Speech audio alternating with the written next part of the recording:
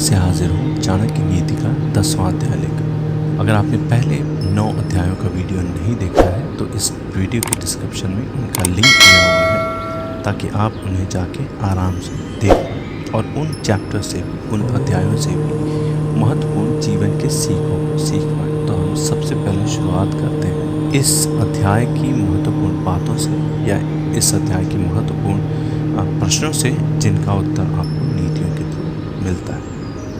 तो सबसे पहला प्रश्न है वो है कि असली धनवान कौन और कौन हर प्रकार से निर्धन।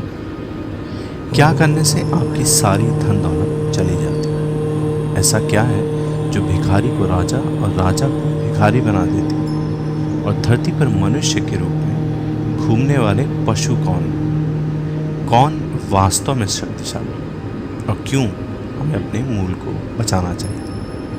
इन महत्वपूर्ण प्रश्नों के अलावा भी इस अध्याय में कुछ अद्भुत और बेहतरीन नीतियाँ हैं जो आपको जीवन के अनमोल सीख सिखा सकती हैं, जिनका आप इस्तेमाल अपने पर्सनल और प्रोफेशनल दोनों कामों में या जीवन में कर सकते हैं। तो आइए शुरू करते हैं चाणक्य नीति के 10वें अध्याय के पहली नीति से।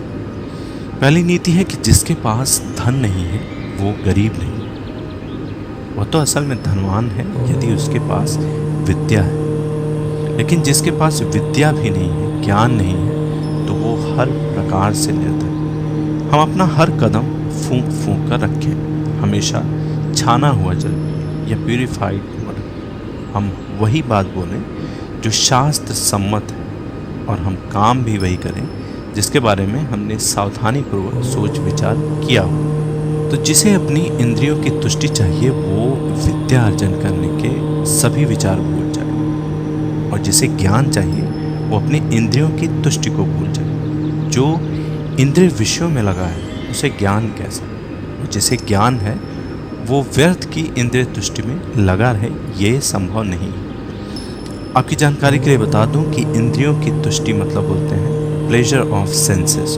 हमने बचपन में कई बार सुना होगा या अब भी हम अक्सर सुनते रहते हैं कि जहाँ ना पहुँचे रवि वहाँ पहुँचे कवि। तो इस बात की भी पुष्टि, इस बात की भी जानकारी आचार्य चाणक्य ने 2000 साल पहले दी थी। उन्होंने कहा था कि ऐसा क्या है जो कवि की कल्पना में नहीं आ सकता? ऐसी कौन सी बात है जिसे करने में औरतें सक्षम नहीं हैं? ऐसी कौन सी बकवास है जो मदिरा पान किया हुआ आदमी नहीं कर सकता?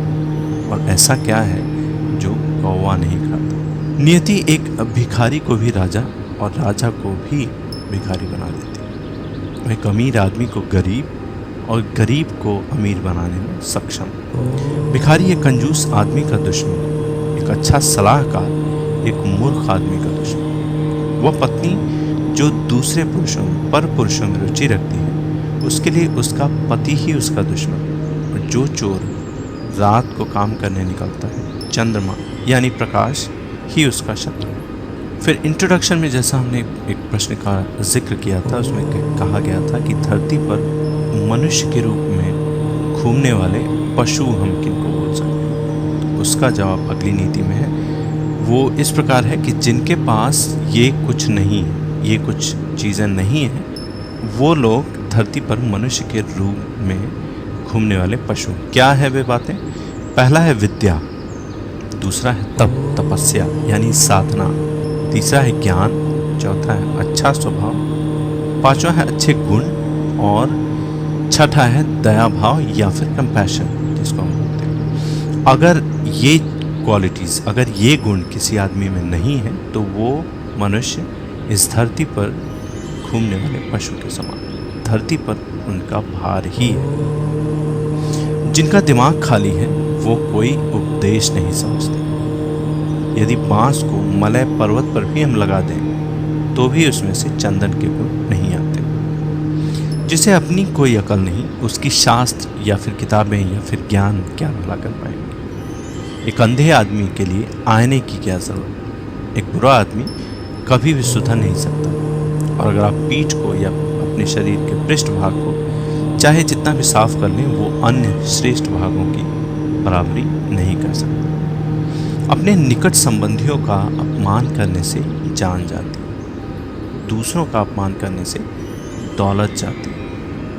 राजा का अपमान करने से सब कुछ चला जाता है और एक ब्राह्मण का अपमान करने से कुल का नाश हो जाता है। इंट्रोडक्शन में हमने जैसा बताया था कि क्या करने से आपकी सारी धन दौलत चली जाती है, ये नीति उसी बात को समझाती है, उसी बात को बताती है। अगली नीति कहती है कि यह बेहतर है कि आप जंगल में एक झाड़ के नीचे रहें जहाँ बाघ और हाथी रहते हैं। उस जगह रहकर आप फल खाएं और जलपान करें, आप घास पर सोएं और पुराने पेड़ों की छाल पहनें। लेकिन यदि आप निर्धन हो गए या गरीब हो गए तो अपने सगे संबंधियों के बीच बिल्कुल ना रहें। अगली नीति में आचार्य चाणक्य ब्राह्मणों के बारे में बताते हैं और कहते हैं कि ब्राह्मण एक वृक्ष के समान है, उसकी प्रार्थना ही उसका मूल है।